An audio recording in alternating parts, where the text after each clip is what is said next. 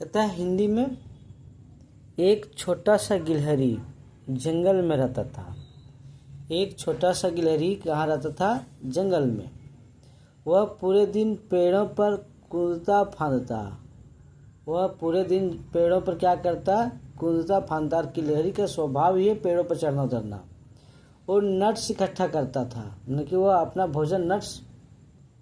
एक दिन तेज बारिश शुरू हो गई। एक दिन तेज बारिश शुरू हो गई और नदी का पानी बढ़ गया।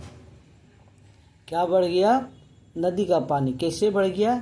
तेज बारिश से। गिलहरी का पुराना घोंसला पानी में बह गया। गिलहरी का जो घोंसला था वह पुराना था और पानी में बह गया। वह बहुत उदास होकर एक पेड़ की डाल पर बैठ गया।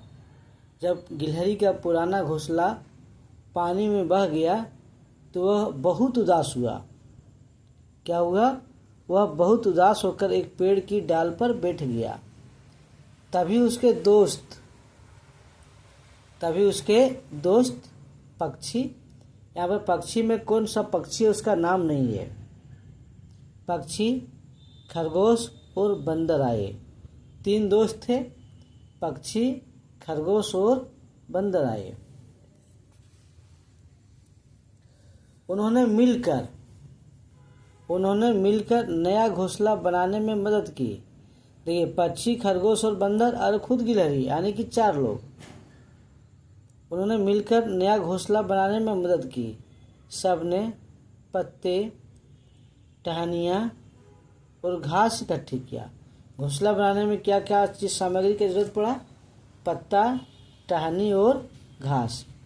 कुछ घंटों में ही नया और मजबूत घोंसला तैयार हो गया। देखिए, कुछ ही घंटों में नया घोंसला बनकर तैयार हो गया। इससे गिलहरी बहुत खुश हुई और उसने समझा कि मुश्किल समय में दोस्तों का साथ ही बहुत ज़रूरी होता है। और गिलहरी ने समझा कि मुश्किल समय में अगर दोस्त साथ देगा तो मुश्किलें आसान हो जाती है। अब आइए देखते हैं इसका क्वेश्चन आंसर। कहता है गिलहरी का पुराना घोंसला क्यों बह गया? गिलहरी का पुराना घोंसला क्यों बह गया?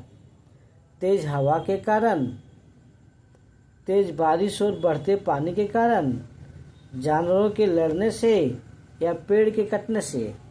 तो साथियों, गिलहरी का पुराना घोंसला तेज बारिश और बढ़ते पानी के कारण बह गया।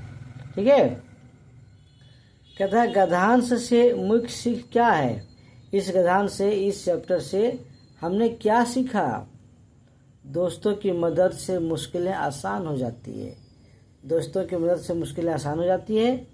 अकेले रहना बेहतर है। बारिश से बचकर रहना चाहिए। घोंसला कभी नहीं बनाना चाहिए। नहीं, दोस्तों की मदद से मुश्किलें आसान हो जाती है। दोस्तों की मदद से मुश्किलें आसान हो जाती है। कहता है कौन सा शब्द संज्ञा से बना हुआ विशेषण नहीं है? संज्ञा से बना हुआ विशेषण नहीं है। देखिए, यह संज्ञा से बना हुआ है फेनिल। धूमिल भी बना हुआ है, लौकिक लेकिन प्राथमिक नहीं है। कैसे? नीचे दिए गए विकल्पों में से तद्भव शब्द का चयन कीजिए। तद्भव, यहाँ बक है, मुंह है, कर्म है, प्रलाप है। तद्भव शब्द हमारा मुंह है। कौन है? मुंह है। कहता है निम्न में से सरल वाक्य का चयन कीजिए। कौन सा वाक्य? सरल वाक्य। पहला है, उसने कहा कि कार्यालय बंद हो गया। उसने कहा कि कार्यालय बंद हो गया। सुबह हुई और वह आ गया। यहाँ पर 2 चीज़ है, सुबह हुई और वह आ गया।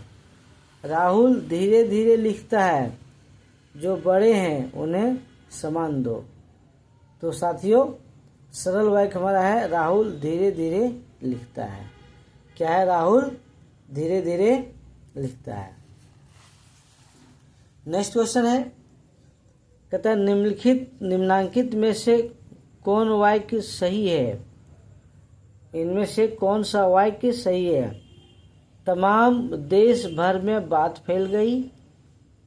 देश भर में बात फैल गई, पूरे देश भर में बात फैल गई, संपूर्ण देश भर में बात फैल गई। तो साथियों, देश भर में बात फैल गई, देश भर में बात फैल गई। शुद्ध वर्तनी वाले शब्द का चयन कीजिए। अन्नति, उन्नति, उन्नति, उन्नति। क्या है? उन्नति। Question number D.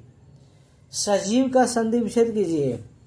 संजीव का संधि विच्छेद। संजीव का सन जोड़ जीव, सम प्लस जीव, सह प्लस जीव, सज प्लस यू। तो साथियों, सम प्लस जीव इक्वल टू संजीव। चौराहा में कौन सा समास है? चौराहा में बहुब्रीहि समास, अव्ययी समास, द्विगु समास। इनमें चौराहा द्विगु समास है। कौन सा समास है? द्विगु समास है।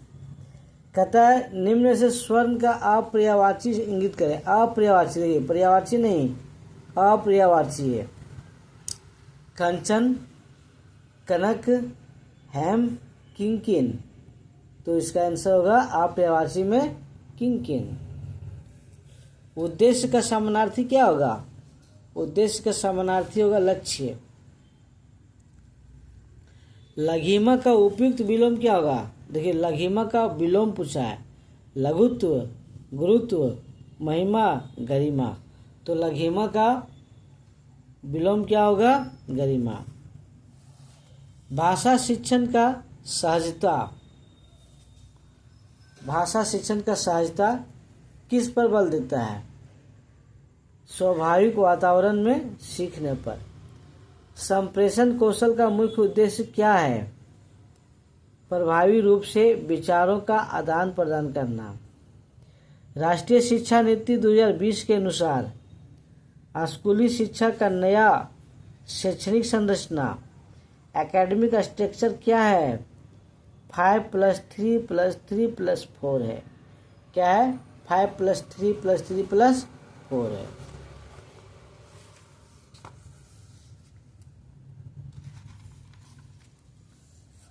दोस्तों, आज बस इतना ही। धन्यवाद।